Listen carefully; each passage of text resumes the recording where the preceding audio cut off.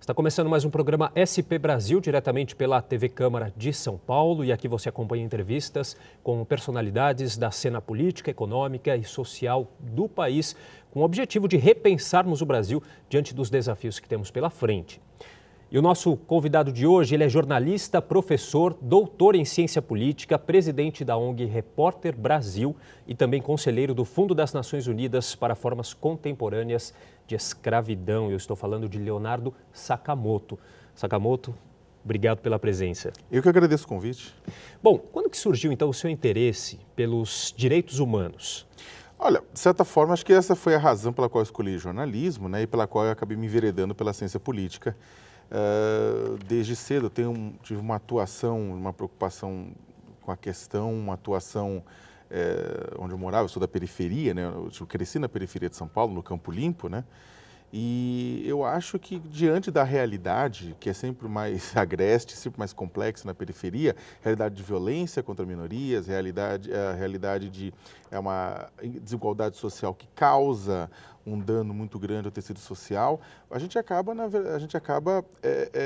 sendo alertado naturalmente por aquilo, né? Digamos que a minha trajetória ela é uma trajetória que a realidade prática acabou impulsionando uma análise teórica e uma análise e um trabalho científico, mas ela começa por uma parte prática, ou seja, pela realidade me empurrar para aquilo, né? Aí você acaba ficando... Você tem duas opções, ou você fecha o olho, né, ou você vai para a luta. E aí você, apesar de viver na periferia, teve condições de ter uma qualidade de estudo, ou se tornou um jornalista, professor? Sim. Minha família, na verdade, meu pai, minha mãe, eles não são... Quando eu falo, eu morava na periferia, mas eu não era... Minha família sempre foi de classe média, média-baixa. Eles sempre colocaram em primeiro lugar os estudos, sempre colocaram em primeiro lugar todos os processos de aquisição de conhecimento, né? Sempre deram um caminho, abriram uma avenida, né, para que eu pudesse correr atrás disso, né? E aí a minha trajetória, eu acho que ela vai nesse sentido, né? Escolha uma faculdade de jornalismo, né? Fiz jornalismo na Universidade de São Paulo, depois fiz mestrado, doutorado por lá mesmo, né?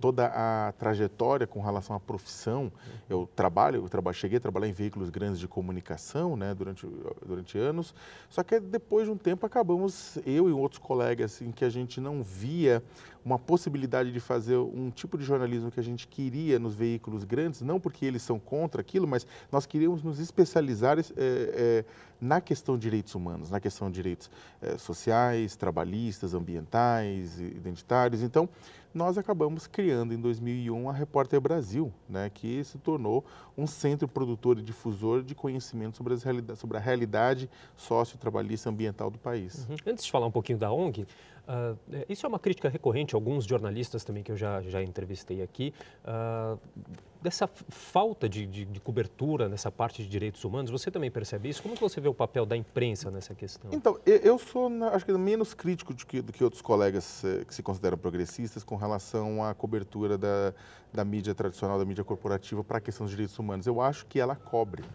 Eu acho, inclusive, quando as pessoas falam, não cobra, quem cobra pequena é a mídia alternativa, a mídia independente, a mídia tradicional não cobra. Não, a mídia tradicional cobre. Tanto é que boa parte, você vai ver na internet, no Facebook, no Twitter, em outras redes sociais, a viralização de determinadas matérias que expõem mazelas, que fazem denúncias, elas surgem de veículos grandes. Até por uma razão também, os veículos grandes, eles têm atrás dele um corpo de advogados, têm atrás dele um corpo técnico, né, e recursos financeiros que tornam possível determinadas pautas serem realizadas. O que acontece é que o nível e o grau de especialização necessário para você tocar determinados temas de uma forma profunda, ela acaba não encontrando reverberação em muitos grandes veículos porque eles têm uma quantidade vasta de assuntos a serem tratados, né? É muito difícil para um grande jornal ou um telejornal dedicar grandes blocos à questão de direitos humanos, né? Eu acho que a crítica maior à mídia tradicional não é nem o tempo gasto ou a quantidade de espaço gasto na veiculação de material ligado a direitos humanos, mas às vezes é o tratamento. Só que o tratamento ele se dá através da... A gente como jornalista, a gente acaba reproduzindo os nossos preconceitos, os nossos medos, nossas virtudes nas pautas que a gente faz. E eu acho que há um déficit de formação do jornalista brasileiro de uma maneira geral, e me incluo nessa, né? Todo mundo acho que faz parte do mesmo processo, um déficit de formação com relação à questão dos direitos humanos. Eu acho que a gente deveria melhorar a formação do jornalista, que não é apenas nas faculdades, mas a formação do jornalista para os direitos humanos, ela também é consequência de que a formação do cidadão para os direitos humanos é muito pequena, é muito ruim. É um tema que já é parâmetro curricular nacional, deveria estar nas escolas de ensino fundamental, médio, nível superior, né, para ajudar a formar cidadãos de qualidade. E no caso jornalista especificamente, deveria ter mais espaço para isso, para ajudar a formar um profissional que seja capaz de olhar com sensibilidade aqueles problemas. Eu sei que estou me estendendo na resposta, mas é uma coisa interessante de falar. Quando a gente fala de direitos humanos, e acho que talvez o pessoal que esteja em casa, assistindo a gente, no trabalho, em qualquer lugar, fale, poxa, mas lá vem aquele cara falar de novo de direito de bandido. Sim, é visto com uma certa crítica. Isso, né? Na verdade, muito é por conta dos programas sensacionalistas de TV, que durante os anos 80, 90, 2000, 2010, durante 30 anos pós-redemocratização, quiseram resumir a questão dos direitos humanos a direitos de pessoas que acabaram cometendo infrações contra a lei, cometendo crimes. Por quê? Porque há uma parte de direitos humanos, é claro, que acaba resguardando a qualidade de vida, resguardando a dignidade mínima de quem está preso, de quem está encarcerado. Mas isso é 1/1000 do tamanho do que é os direitos humanos. Se a pessoa pode professar uma crença, é direitos humanos. Se a pessoa pode ter liberdade religiosa, é direitos humanos. Se a pessoa pode andar na rua sem o risco de ser assaltada, ferida, morta, assassinada, faz parte dos direitos humanos. Se você quer poder falar no Facebook o que você quiser, sem ninguém te censurar logo de cara, é direitos humanos, são direitos humanos. Direito à alimentação, à moradia, ao transporte. Então, todo mundo, na verdade, é um defensor dos direitos humanos, apesar de achar que não. Só que esse pulo para fazer com que as pessoas percebam isso e aí possam engajar, que vale para o cidadão comum ou para o jornalista, é algo que a gente precisa avançar. Uhum. Bom, aí então, como a gente vinha falando antes, em 2001 vem a ONG Repórter Brasil, né, da qual você é presidente atualmente. A ONG ela realiza diversos tipos de trabalhos, né? Trabalhos de produção, um trabalho jornalístico, na produção de conteúdo, pesquisa, também tem um trabalho de educação, todos no combate a essas violações de direitos humanos das quais a gente vem falando. Também direitos trabalhistas e também tem uma questão na área socioambiental, área energética, né? Eu queria entender agora, então, como que surgiu a ideia dessa ONG. Então, havia um grupo de colegas, né, de jornalistas, educadores, cientistas sociais, em que queriam produzir algo, que queriam ter fazer uma iniciativa que suprisse a necessidade, a falta, tanto pela mídia tradicional, quanto por grupos de estudo, quanto para produtores de conhecimento a respeito desses temas.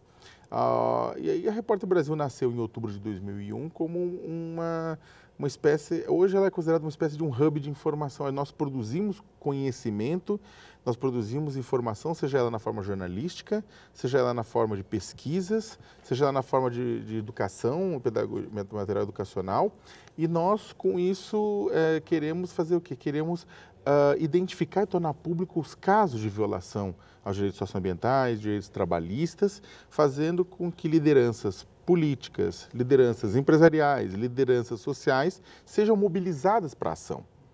Então, nós temos uma agência de notícias que atua na identificação e na publicização, na denúncia, na investigação de violências contra os direitos humanos, né?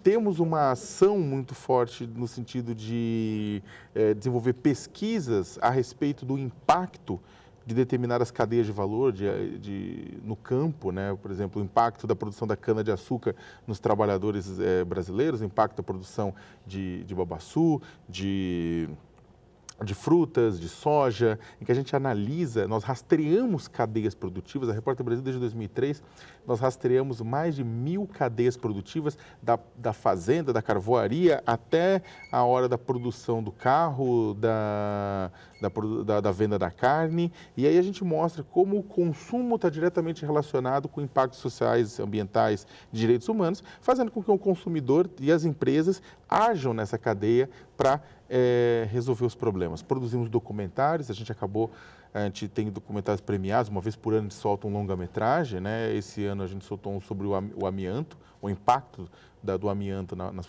população brasileira, né? Temos uma área de educação, que é um programa antigo de 2004, chamado Escravo Nem Pensar, em que a gente capacita professores e lideranças populares para combater o trabalho escravo em sala de aula e em suas comunidades. Desde 2004, já foram beneficiados direto e indiretamente cerca de umas 350 mil pessoas. Eu tenho os números exatos agora. Ou seja, existe um trabalho multissetorial, né, mas sempre com o objetivo de levar informação para a população, porque sem informação de qualidade, uma democracia não existe e um povo não pode ser livre. Uhum. E desde então, de 2001 para cá, você acha que vocês conseguiram bastantes avanços nessa área? Olha, eu posso dizer que sim. A Repórter Brasil ela é vista como uma das principais entidades brasileiras no combate ao trabalho escravo e ao tráfico de seres humanos, né? Reconhecida não só pelos diferentes governos, diferentes estados, a gente tem interlocução com todos os partidos políticos, a gente não é ligado a nenhum deles, critica todo mundo, mas nós temos interlocução com todos os partidos, progressistas, conservadores, né, com políticos das mais diferentes matizes, porque o objetivo é introduzir na sociedade legislação para que o trabalho escravo e o tráfico de seres humanos seja erradicado. Então, nós temos, além da melhoria da qualidade de vida, né, nos lugares onde, por exemplo, o Escravo Nem Pensar passa, onde pessoas são capacitadas e comunidades são informadas dos seus direitos, o que ajuda muito no momento delas serem traficadas para a questão do trabalho escravo, por exemplo. Nós ajudamos a aprovar leis, né, no Congresso Nacional que contribuem com o combate ao trabalho escravo, como o confisco de propriedades em que trabalho escravo for encontrado. Ajudamos a aprovar leis aqui no estado de São Paulo mesmo, tem uma lei excelente aqui em São Paulo, no estado e no município, 2 leis, uma da vereadora aqui da casa, Patrícia Bezerra, que é a lei do município de São Paulo de combate ao trabalho escravo, e tem a lei do deputado Carlos Bezerra no Legislativo Estadual, também para o combate ao trabalho escravo. E tem outras leis também ao redor do Brasil que a gente acaba contribuindo. Mas não só. A gente tem uma atuação forte na aprovação de leis, legislação, fiscalização do poder público, monitoramento do poder público, uma atuação forte nessa questão de formação popular, de formação de sindicatos, de trabalhadores rurais, para que saibam os seus direitos e saibam o que é trabalho escravo. Mas a gente tem uma ação também muito forte junto aos empresários. E aí temos tido resultados excelentes, por exemplo. A partir de 2003, nós começamos a rastrear as fazendas e carvoarias que utilizavam o trabalho escravo, chegando a grandes empresas nacionais e internacionais que vendiam produto. Com base nessa informação, junto com a Organização Internacional do Trabalho, ligada às Nações Unidas, e junto com o Instituto Ethos, de Empresas e Responsabilidade Social aqui de São Paulo, começamos a convocar as empresas para diálogos, para que elas pudessem saber o que está acontecendo nas suas cadeias de valor. Olha, grande mercado A, você está comprando desse que compra de trabalho escravo. Veja só, tipo, empresa de alimentícia tal, vocês estão comprando de tal lugar, que compra de tal lugar, que usou trabalho escravo. Uhum. E com base nesses diálogos, nós criamos em 2005 o Pacto Nacional pela Erradicação do Trabalho Escravo. E esse pacto, ele chegou a congregar, no seu auge, cerca de 30% do produto interno bruto brasileiro, comprometendo-se mais de 400 grandes empresas para combater o trabalho escravo em suas cadeias de valor. Uhum. Então, por exemplo, quando hoje o governo cita alguém envolvido em trabalho escravo, por exemplo, publicando o nome dele na lista suja do trabalho escravo, que a gente pode falar depois sobre isso, ou mostrando o resgate, automaticamente cai o preço dessa empresa na Bolsa de Valores de São Paulo. Por quê? Porque exatamente por conta dessa nossa ação, por conta da ação de outras instituições, o mercado percebeu que é um mau negócio ter relações com quem usa escravo. Ok, a gente vai fazer um rápido intervalo, daqui a pouco a gente continua conversando com o Leonardo Sakamoto aqui no SP Brasil. Até já.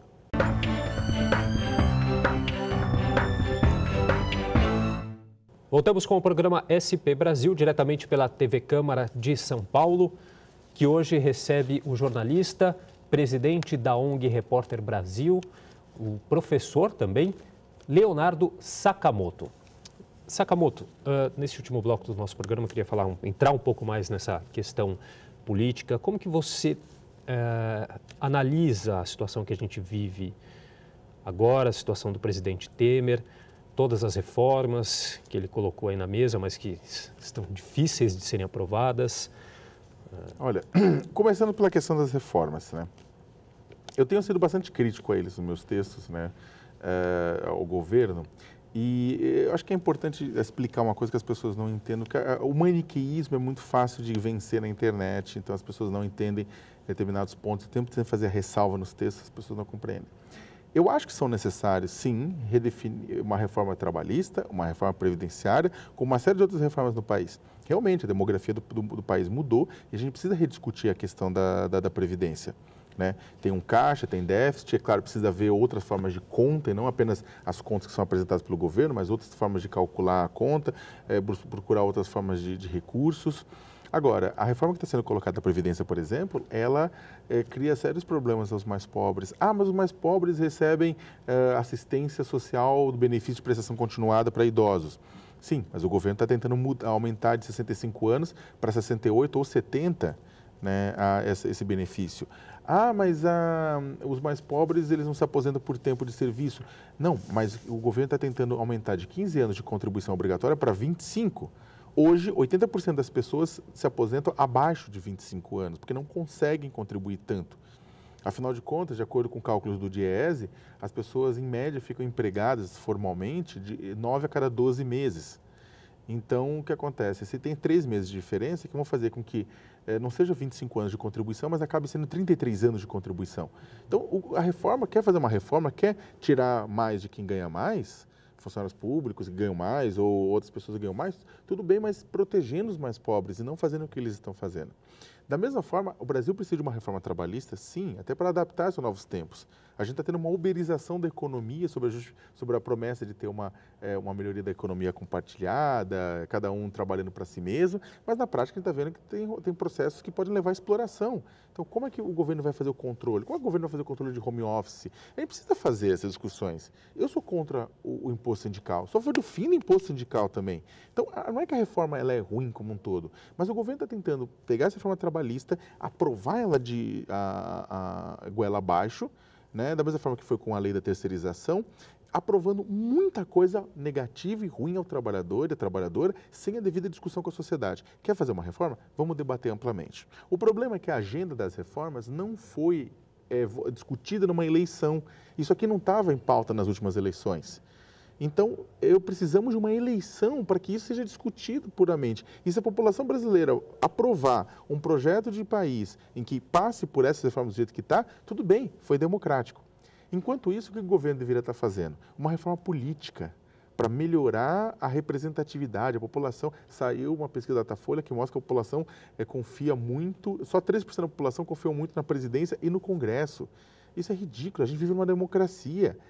Precisa aumentar o nível de confiança, mas para isso as pessoas precisam se sentir representadas pelo pessoal que está lá e não achar que eles representam seus próprios interesses. E aí entra a questão do Michel Temer.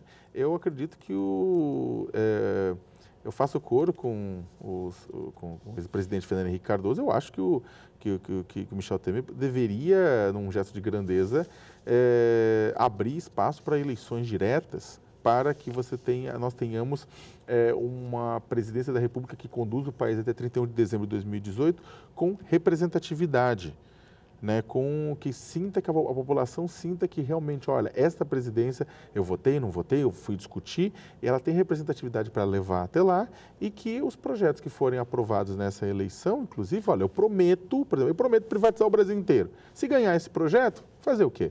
Ganhou, é democracia, vamos respeitar. Ganhe quem ganhe. Lula, Bolsonaro, Dória, Alckmin, qualquer pessoa que a gente faça que abra caminho para seja uma eleição aberta, que se desincompatibilize as pessoas, que mude a Constituição para gerar isso. Por quê? Porque está rolando um esgarçamento do tecido institucional, as instituições, a população não está acreditando nelas. E aí eu termino falando que quando você tem uma situação que as pessoas não acreditam mais nas instituições, nas leis, na política, a política é a coisa mais importante do país, é onde os conflitos são resolvidos de forma pacífica, né? Com gritaria, com xingamento, mas de forma pacífica. Quando as pessoas param de acreditar nisso, abre o quê? Espaço para soluções milagrosas, espaço para soluções ditatoriais, que imponham ordem, que imponham tudo contra a violência, pelo respeito. Só que aí o que acontece? Você deixa de ser uma democracia aos poucos e você acaba entrando numa ditadura. pode ser que a gente saia de todo esse processo maior do que a gente entrou, limpando a corrupção, limpando tudo, mas também pode ser que a gente saia menor do que a gente entrou, dependendo do que acontecer. Agora, o que deu de errado da população que saiu às ruas para pedir o impeachment da ex-presidente Dilma? Parecia que estávamos num caminho de amadurecimento político da população.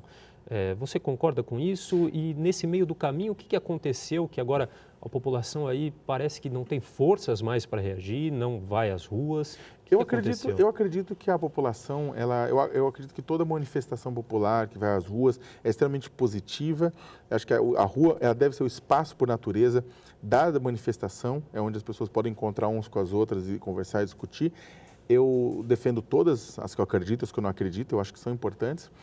O que aconteceu, na minha opinião, é que a ex-presidente Dilma foi cassada por algo assodado. Eu acho que a cassação, muito melhor teria sido esperar o Tribunal Superior do Trabalho, que cassar a chapa, e aí eu não tenho dúvida nenhuma que se fosse a Dilma no TSE, o TSE teria cassado a chapa, né?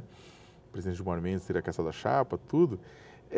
Mas eu acharia muito melhor, porque há indícios bastante vultuosos de que a eleição da chapa Dilma Temer teve caixa 2, ou teve tudo isso, e poderia ser cassada a chapa sim, e de uma forma menos atabalhoada.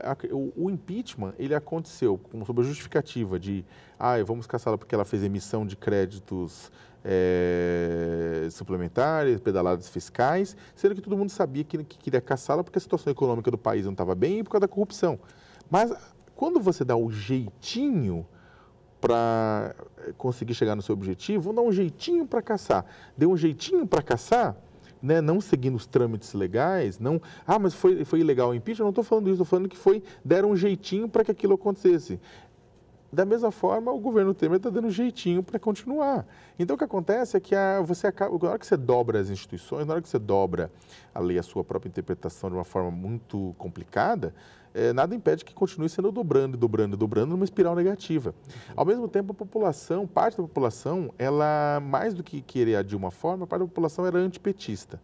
Não estou dizendo que ela não tinha razão ou tinha razão, mas para a população era antipetista. Sai o PT do poder, para a população está satisfeita, mesmo que a gente esteja com o índice de aprovação do atual presidente menor do que da própria Dilma. Ao mesmo tempo, a gente tem uma parte da população que está cansada de tudo, está cansada, que viu acontecer, viu o impeachment e viu que nada aconteceu e ficou extremamente cansada de tudo. E que está achando que nada vai resolver. E uma parte da população que não foi às ruas nem contra nem a favor ao impeachment, que é uma parte mais pobre, que vê tudo pela TV bestializada, que não acredita no que está vendo e que acha que nada vai mudar porque tudo foi sempre assim. Então, eu acho que, inclusive, esse momento em que as pessoas se agarram ao poder de toda forma para permanecer no poder, é um momento muito ruim para a democracia, porque os cidadãos começam a perceber de que o Estado não é de todos, mas o Estado tem donos, e as pessoas se colocam como donos desse Estado, né? Eu torço enormemente para que a gente tenha uma solução mais rápida possível, uma solução mais democrática possível. Acho que não dá, que a rua é um termômetro, mas não só a rua, eu acho que as pessoas gostam muito de falar, vários políticos gostam de falar da maioria silenciosa, né? Maioria silenciosa. O que a maioria silenciosa está fazendo pelas pesquisas é dando as costas para o próprio Estado, né? Eu acho isso muito complicado, então eu acho que a gente deveria dar uma solução para isso antes que seja tarde demais. Ou seja, há uma omissão dessa maioria silenciosa. Eu acho que mais do que uma omissão, eu acho que há um desalento. A palavra, não é que a pessoa ela omite, porque a omissão às vezes parece que ela o desejo dela é ficar fora disso. Na verdade, é um desalento, é um cansaço diante disso. Mas não vai adiantar, não vai resolver, né? Eu acho que, repito, eu acho que boa parte das pessoas que acabaram criando monstros para derrubar a Dilma, agora estão, na verdade, sofrendo que esses monstros estão aí, né? Então, eu acho que você tem um pacto entre parte do poder econômico e parte do poder político, do seguinte: o poder político quer se manter no poder para se salvar. Eu não acho que empresários ou muitas pessoas torcem o nariz quando veem o que o governo Temer está fazendo, as pessoas que fazem parte dele. Mas simplesmente eles não querem, eles acham que, olha, ele é capaz de entregar as reformas que eu acho importante. E os grandes empresariados do mercado financeiro querem essas reformas. Só que eles sabem que essas reformas não passam numa eleição. Se botar para votar essas reformas, alguém defendendo essas reformas numa eleição, essa pessoa não é eleita no Brasil. Né? Tudo indica também terá dificuldades para passar no O problema Congresso, é isso, que né? enquanto mais... Aí é um jogo interessante, porque o poder econômico dá apoio para a base do Temer, só que a base do Temer também dá apoio para as reformas, porque precisa do apoio do poder econômico e precisa manter-se nos seus cargos para garantir imunidade e não ir para a cadeia. Então fica naquela coisa, poder econômico pressionando, poder econômico e poder político fazendo aquele acordo e a Lava Jato batendo pesado e fragmentando e uma parte da sociedade também querendo mudar. Só que o que acontece é que o que o poder político aposta e o poder econômico também? Que vão conseguir passar as reformas pelo menos. Só que com todo esse turbilhão, passar as reformas goela abaixo pode levar... Se tentar repassar a reforma da Previdência acontecendo do jeito que está, eu não duvido nada que o pessoal vai cruzar uma linha que pode ser muito perigosa. E esse desalento, às vezes, acaba aumentando, até quando a gente vê o judiciário também envolvido nessas questões com digamos, um aparente partidarismo, como a gente viu até no julgamento da chapa no TSE, né? Infelizmente, o judiciário era o último poder que as pessoas confiavam, diante da perda de credibilidade do executivo e do legislativo. Mas é interessante que as pessoas comuns assim começaram a perceber que o judiciário não é tudo aquilo. Só que quem já cobre isso já sabe que o judiciário não é tudo aquilo há muito tempo. O judiciário ele é muito importante, um judiciário para o país, um judiciário independente, livre, tudo isso mais. É muito importante, eu defendo a Lava Jato, as Zelotes, todas as operações, eu acho importantíssimo isso. Agora, ao mesmo tempo, o judiciário ele é historicamente uma caixa preta, em que é uma elite de funcionários públicos que ganha, pelo menos a chefia do judiciário ganha muito, né? E que tem um poder muito grande vitalício e que as pessoas acham que não, o judiciário é independente dos outros poderes. Pelo contrário, você tem preferências partidárias aqui e ali, de juízes de primeira instância a ministros de Suprema Corte. A grande verdade disso tudo é se o judiciário vai conseguir sair de toda essa crise de uma forma ainda resguardada. Existe um capital social muito grande sobre o judiciário por conta do que foi feito, o judiciário do Ministério Público, por conta do que foi feito na Lava Jato, que as pessoas gostando ou não, mas botou para fora várias tramóias, várias desgraças que aconteceram no Brasil. A pergunta é se vai sobreviver ao fato de que as pessoas perceberem que punir A e não punir B, prender A e não prender B, significa, ou prender A passando por cima da lei, pode significar que o Estado passou a agir de forma policial sobre o seu cidadão. Quer dizer, de monitorar o seu cidadão, de tentar punir um Estado punitivista em que o objetivo ele é punir o cidadão e não fazer o país funcionar. E, Sakamoto, só para a gente finalizar, qual que seria a melhor saída, então, agora para 2018, você acha? Para 2017, a melhor saída é eleições diretas para presidente. 2017. Por mais que seja muito difícil, por mais que seja complicado, por mais que se discuta a constitucionalidade, o STF pode mudar a sua interpretação sobre isso, pode considerar constitucional, o Congresso pode aprovar isso, demandaria um ato de nobreza de Michel Temer na renúncia, ou um impeachment, que é um tanto quanto distante, ou um julgamento e uma consideração de culpado por parte do Supremo Tribunal Federal. Mas o Brasil precisa de eleições diretas. Precisamos devolver o poder ao povo e o povo escolher uma nova pessoa. Ok, queria agradecer demais a participação do nosso convidado de hoje, o Leonardo Sakamoto, que é jornalista, professor, doutor em ciência política, presidente da ONG Repórter Brasil e também conselheiro do Fundo das Nações Unidas para Formas Contemporâneas de Escravidão. Muito obrigado, Sakamoto. Eu que agradeço. E o programa SP Brasil de hoje vai ficando por aqui. Até uma próxima.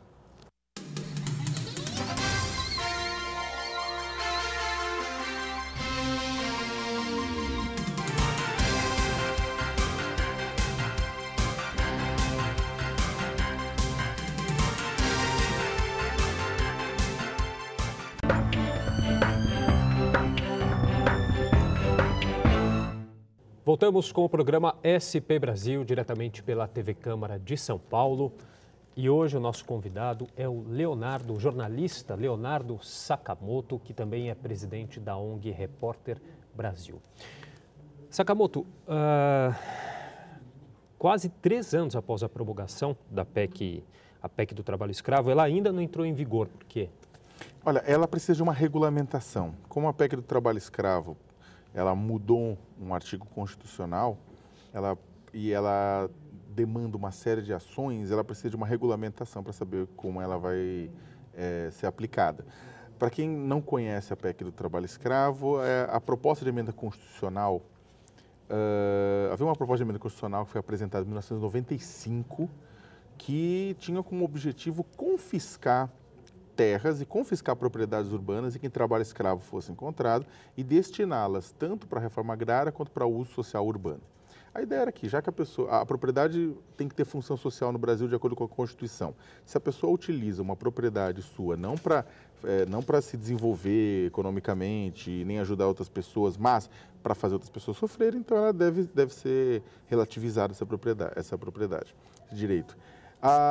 Depois de muita pressão e muitas iniciativas populares e ação de empresas, de políticos, sociedade civil, tudo pela aprovação, ela veio a acontecer em 2014.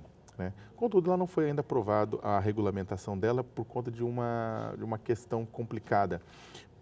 Para tentar reduzir o poder desta fiscalização, ou desta nova lei, a bancada ruralista conseguiu enfiar no projeto de regulamentação um novo conceito de trabalho escravo. Você tem trabalho escravo hoje quando você tem trabalho forçado, a pessoa ser obrigada a um trabalho em que ela não se ofereceu, é uma servidão por dívida, né? Ou quando você tem condições degradantes de trabalho, que não são condições precárias, não, é condições abaixo da linha da dignidade, beber água junto com gado, ficar no meio do mato, comer comida estragada, e uma série de outros problemas, né? E jornada exaustiva, que não é também, hora extra não paga, mas é você trabalhar tanto e em tal monta que no final da jornada você colocou em risco sua vida e sua segurança. Tem um monte de cortador de cana que morreu de tanto cortar cana no interior do estado de São Paulo, por exemplo. Então o que aconteceu? Eles querem tirar, a bancada ruralista quer tirar esses dois itens que dizem respeito à dignidade do trabalhador e manter apenas aqueles que dizem respeito à liberdade do trabalhador. A crítica já foi feita, tipo, a Organização Internacional do Trabalho, a ONU, o Alto Comissariado de Direitos Humanos, todo mundo já se manifestou contra essa mudança, mas a bancada mantém essa mudança e é por conta disso que está emperrando né, a execução da lei. Quais são as formas mais graves, na sua opinião, de trabalho escravo existentes hoje no Brasil? Olha, o Brasil não faz uma diferenciação internamente de gravidades de uma forma ou de outra. As Nações Unidas fazem. Quando o Alto Comissariado para os Direitos Humanos trata de formas contemporâneas de escravidão, ele lista uma série de problemas, desde casamento forçado, passando por trabalho forçado econômico, passando por comércio de pessoas para órgãos e por aí vai. É claro que aí você tem diferenciações. Digamos que no Brasil, as situações mais degradantes encontradas, as situações de maior violação a um pacote de direitos, têm sido as do campo e no campo mais afastado em região de expansão agrícola, da Amazônia, do Pantanal ou do Cerrado. Aí você encontra situações horríveis, né? Trabalhadores que tentam fugir da fazenda e são assassinados e depois são enterrados, têm que ser desenterrados pelos fiscais do trabalho, corpos têm que ser desenterrados. Trabalhadores que perdem uma mão ou perdem um braço e não tem apoio nenhum para eles poderem se curar. Crianças que são obrigadas a trabalhar em fazendas de cacau, por exemplo, e acabam ficando... tem um caso de uma delas que tropeçou, caiu num toco e ficou cega porque furou o olho dela. Na região onde o Estado brasileiro, a presença do Estado ela é puramente para garantir financiamento para grandes empreendimentos, mas não para garantir o mínimo de proteção às pessoas, a violência ela é maior, né? Exatamente por causa da certeza de que as pessoas, os donos da terra podem fazer de tudo e os trabalhadores não têm direito algum. Uhum. E muitas vezes essas pessoas que vão trabalhar no campo, elas são enganadas, achando que vão ali até esse aliciamento, não sei se a gente pode dizer assim, feito por os profissionais chamados de gatos até, né? E que iludem essas pessoas achando que vão ter um trabalho digno, com um salário digno, e quando chegam lá já estão endividadas até pela própria passagem que os levou até o local de trabalho. É todo um ciclo, até que é chamado o ciclo do trabalho escravo contemporâneo, né?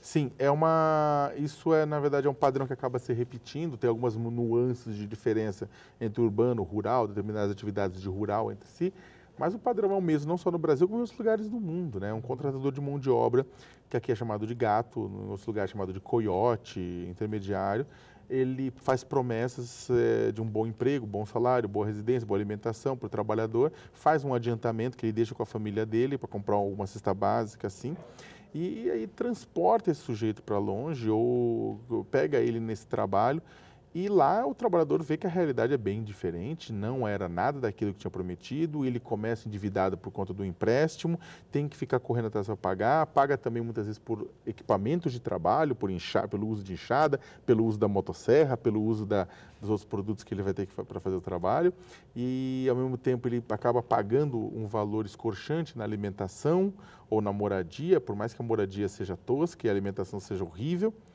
E essa dívida vai aumentando ou a condição de trabalho vai se deteriorando e o trabalhador ou ele é obrigado a ficar ou ele pode sair desde que não receba nada por aquilo que ele trabalhou.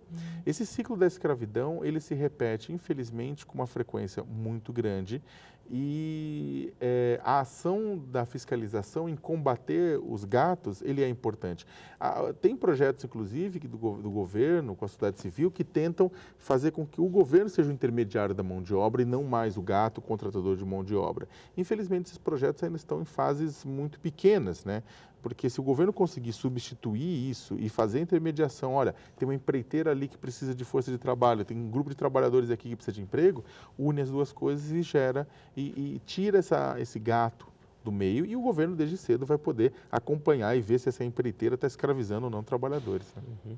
Agora, lá em 2014, quando o Brasil vivia um bom momento econômico, essa questão acabava atraindo muitas pessoas a virem para cá trabalhar também, né?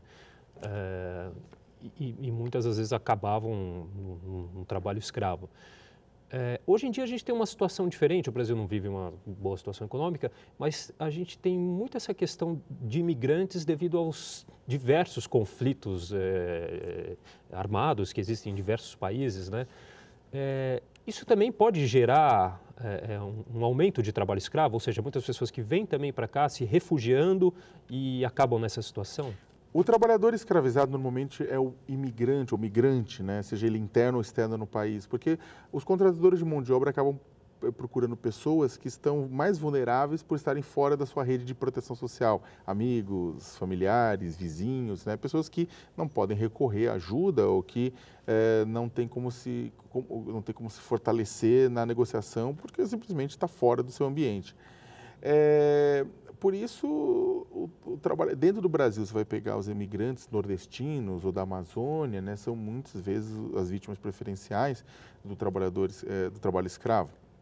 Em São Paulo, os imigrantes latino-americanos que acabam vindo para cá procurando uma vida melhor, como bolivianos, paraguaios e peruanos, principalmente bolivianos, acabam se tornando vítimas preferenciais nesse processo. Com a vinda de refugiados econômicos, refugiados de desastres naturais, refugiados de guerras, né, haitianos, senegaleses, entre outros, que vieram para cá no momento de bonança do crescimento brasileiro, você teve inclusive casos de trabalho escravo envolvendo haitianos na construção civil, na mineração, em Minas Gerais, na região centro-oeste.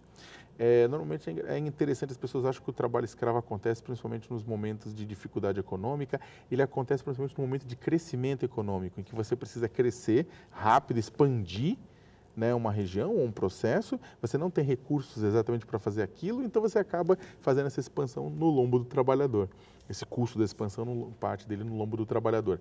Agora, no momento de crise em que a gente vive, é claro que determinados grupos que estavam aqui acabaram até migrando para fora. Menos um grupo de refugiados de guerras ou de conflitos que não tem nem como migrar, para eles é muito difícil migrar de volta para suas casas. Então, eles acabam também sendo vítimas disso, né, desse tipo de exploração. E a gente tem identificado vítimas, refugiados, tudo, entre pessoas que têm sido superexploradas nesse processo. Uhum.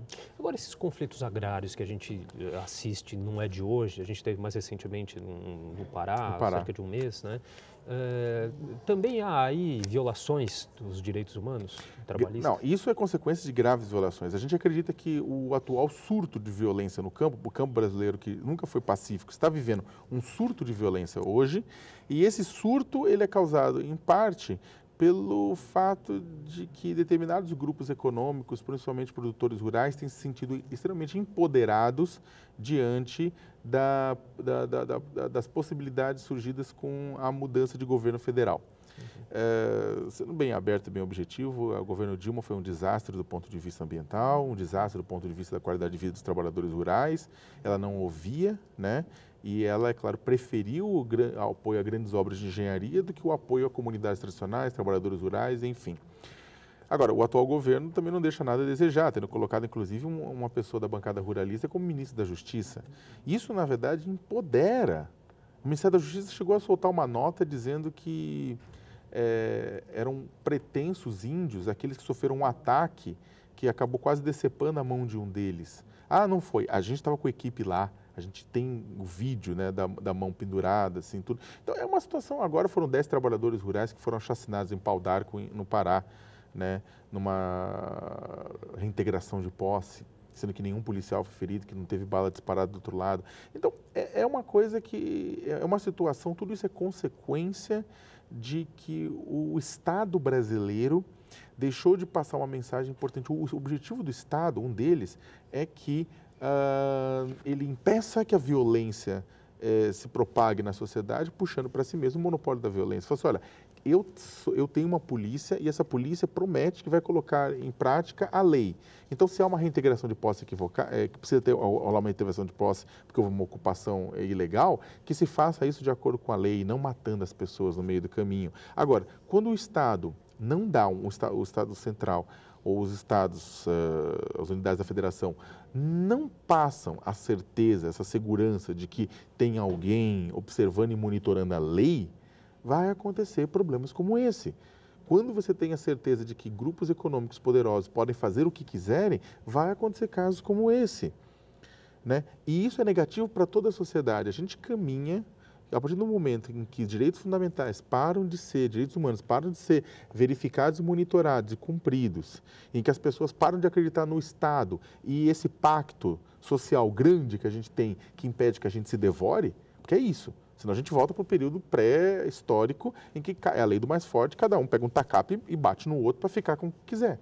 Se a gente não quiser que isso retorne, a gente precisa fortalecer as instituições, o que significa que as leis, os direitos mais básicos precisam ser observados. Direito à alimentação, direito à moradia, direito à dignidade. As pessoas precisam saber que tem um Estado lá que vai punir quem transgredir esses direitos e que, ao mesmo tempo, vai garantir a existência de outros direitos. Caso contrário, se a gente perder isso, o que está acontecendo, esses 10 massacres, 10 assassinatos no Pará, outros assassinatos no Maranhão, outros assassinatos no Mato Grosso, vão se tornar a tônica no campo e na cidade. Ah, mas o Brasil já é violento. O Brasil é um dos países mais violentos do mundo. É uma praça de guerra sem estar em guerra.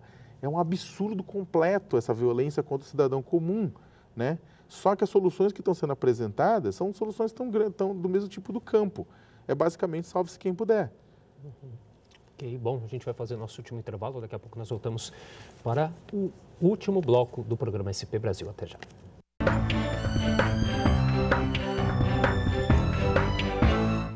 Estamos de volta com o programa SP Brasil, diretamente pela TV Câmara de São Paulo. E o nosso convidado de hoje é o jornalista, presidente da ONG Repórter Brasil, Leonardo Sakamoto. Sakamoto, explica para a gente um pouquinho, então, a gente falava no bloco anterior, o que é essa lista suja do trabalho escravo? Em 2003, né, o governo brasileiro ele criou um cadastro de empregadores flagrados com mão de obra análoga de escravo. É um nome comprido, mas a população resolveu resumir carinhosamente de lista suja do trabalho escravo. Ela tem o nome de todos os nomes de todos os empregadores em que houve flagrante de trabalho análogo ao de escravo ao longo do tempo. Então, por exemplo, se a pessoa é flagrada por trabalho escravo, vai um grupo de fiscalização, recebe uma denúncia de que havia trabalho escravo numa fazenda, numa carvoaria, numa oficina de costura, aqui na periferia de São Paulo, na região central, faz uma batida, ou seja, auditores fiscais do Ministério do Trabalho, procuradores do trabalho, policiais fazem uma batida, resgatam trabalhadores da condição análoga de escravo, esse nome dessa pessoa, ela vai ser processada internamente no Ministério, passa em primeira e segunda instâncias administrativas, em que ela tem direito de defender-se dessa fiscalização, e aí, confirmando essa decisão administrativa, ela vai para a lista suja e fica por lá por um período de até no mínimo 2 anos. Agora, né? essa lista suja, ela passou aí por um imbróglio judicial aí, né, no ano de 2014, né? Passou, porque é importante até dizer o que é a lista, a importância da lista. A lista é considerada pelas Nações Unidas como um dos principais instrumentos mundiais no combate a essa prática. Por quê?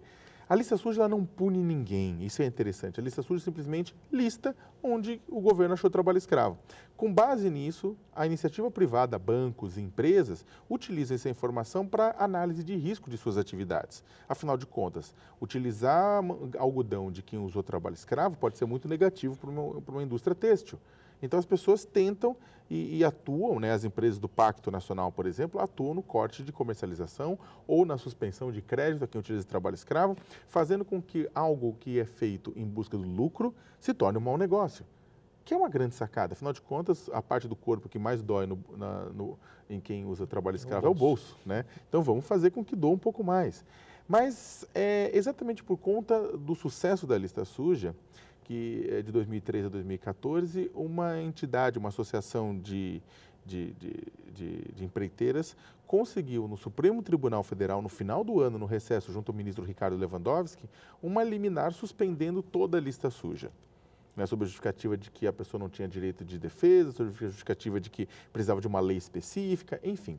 O que acontece é que a lista ficou suspensa de 2014 até 2016, do final de 2014 até 2016, quando, depois de uma nova edição de uma portaria do Ministério do Trabalho para regulamentar a lista, a ministra Carmen Lúcia levantou a suspensão sobre a lista suja.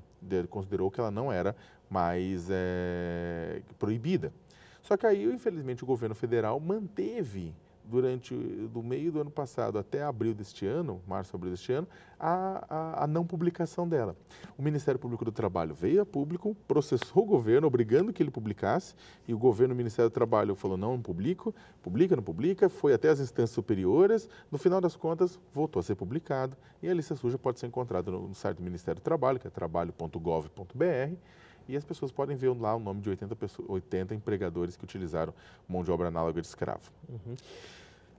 Como que você vê hoje o trabalho escravo no Brasil? Ele acontece de diversas formas, em diversos lugares, e infelizmente acho que acontece em todas as regiões do nosso país, né? No campo, na cidade. Como que você enxerga essa questão hoje no Brasil? Olha, o Brasil ele é considerado pelas Nações Unidas, eu falo várias vezes o nome das Nações Unidas, porque como eu sou conselheiro, né, a gente está nos debates internacionais, Genebra, Nova York, e ouve os outros países falando que o Brasil é um exemplo internacional no combate ao trabalho escravo. Então, o combate ao trabalho escravo talvez seja uma das únicas políticas do país que se tornaram uma política de Estado e não de governo. É o Fernando Henrique que cria o combate ao trabalho escravo, ou seja, o PSDB. O PT melhora o sistema com Lula, se mantém com a Dilma e até agora ele ainda existe diante do governo Temer. Então, é um projeto de Estado, não de governo. O Brasil ele é o único país que tem um sistema consolidado, praticamente automático, de resgate de trabalhadores a partir de denúncias, né? Desde 1995 até hoje, o governo federal conseguiu libertar mais de 50 mil pessoas em condições análogas de escravo, em carvoarias, oficinas de costura, em fazendas de gado, fazendas de algodão, de soja, de milho, de feijão, fazendas de frutas, de babaçu, fazendas de cacau, até de erva mate. Né, em bordéis e prostíbulos, e até em canteiros de obras também houve resgate de trabalhadores. De uns tempos para cá, principalmente em 2007, 2008, o combate ao trabalho escravo, que era eminentemente rural e acontecia principalmente na Amazônia brasileira, passou a acontecer também em grandes cidades como São Paulo e no Rio de Janeiro. Como é que se deve isso, você acha? Não é que o trabalho escravo migrou, né, ele sempre existiu, se deve ao fato de que o sistema público de combate ao trabalho escravo, com base em todo o conhecimento que tinha adquirido com a fiscalização rural, começou a perceber que determinadas práticas também aconteciam nas cidades e começou a atuar na fiscalização. Ao mesmo tempo, uma coisa interessante, quando você... A imprensa sempre teve um papel muito importante no combate ao trabalho escravo, seja colegas de imprensa alternativa e independente, seja colegas de imprensa corporativa, tradicional, ou de imprensa pública, sempre se preocuparam e se debruçaram sobre a questão do trabalho escravo, porque por ferir uma coisa que acho que é muito valiosa para nós jornalistas, que é a liberdade. Então, o que acontece é que quando esse assunto começa a circular nacionalmente por conta dos resgates rurais e a mídia cobrindo sempre muito intensamente, né? A Globo fez grandes matérias, a Folha fez grandes matérias, outros grandes jornais fizeram grandes matérias cobrindo. Aquilo começa a circular nacionalmente, as pessoas nas cidades começam a perceber, porra, mas isso aqui está acontecendo aqui também. E aí começam a surgir denúncias e começam a surgir evidências. Em São Paulo, graças a um grupo de fiscalização aqui de São Paulo, da Superintendência do Ministério do Trabalho aqui, o combate ao trabalho escravo se tornou sistemático a partir de 2009. E aí tivemos resgates em grandes empresas, em oficinas que produziam para grandes empresas do vestuário aqui em São Paulo. Grandes varejistas, praticamente, não vou dizer todos, mas muitos dos grandes varejistas foram direto ou indiretamente envolvidos nesse processo. E aí é uma coisa, quando você fala que você está comprando um bife de trabalho escravo de uma fazenda lá, longe, no interior da Amazônia, é uma coisa. Quando você mostra que você está utilizando trabalho escravo que foi realizado no município de São Paulo, a poucos quilômetros da sua casa, e comprado numa loja também no município de São Paulo, a poucos quilômetros da sua casa, muda de figura. A sua responsabilidade torna-se maior nesse sentido. E isso é interessante, porque São Paulo é um grande consumidor de produtos de várias partes do país. Só que as pessoas falam, não, mas comprar é comprar, eu compro o que é melhor, o que é mais barato. A gente esquece que comprar é um ato político. Comprar é que nem votar, né? Quando você vota, você acredita que aquele voto, que aquele representante é o melhor e você confia nas qualidades dele ou dela. Quando você compra um produto, você não está apenas aferindo o que é o melhor preço, a melhor qualidade técnica. Você deveria saber o que está por trás daquele produto. Da mesma forma que você procura saber o que está por trás daquele candidato. Se você souber o que um produto faz e você votar nele mesmo assim, é porque você concorda com as práticas daquele produto. Por isso que é importante informação de qualidade circulando na sociedade para que a gente possa fazer opções corretas, né? E eu acho que o combate ao trabalho escravo no Brasil, ele evoluiu muito, ele é um exemplo global, mas ao mesmo tempo ele corre severos riscos. Neste momento, o combate ao trabalho escravo está sob intenso ataque de vários setores diferentes, a bancada ruralista no Congresso Nacional, determinados setores que representam determinadas empresas que estão atacando pesadamente para mudar o conceito de trabalho escravo, ou seja, tornar assassinato apenas aquilo que você mata com arma branca à tarde e esquecer os outros tipos de morte, tirando parte daquele conteúdo, e ao mesmo tempo também reduzir as formas de punição através da redução da fiscalização do trabalho escravo, né? da redução de recursos para fiscalização. Então a gente está sob ataque e aí seria importante que o Brasil mantivesse sendo um exemplo global no combate a essa prática. Que tem a ver até com a PEC do trabalho escravo, que ainda está aí, não há uma decisão sobre essa questão, que eu também queria tratar. A gente trata sobre essa questão no próximo bloco, então. A gente vai fazer mais um rápido intervalo, o SP Brasil volta já.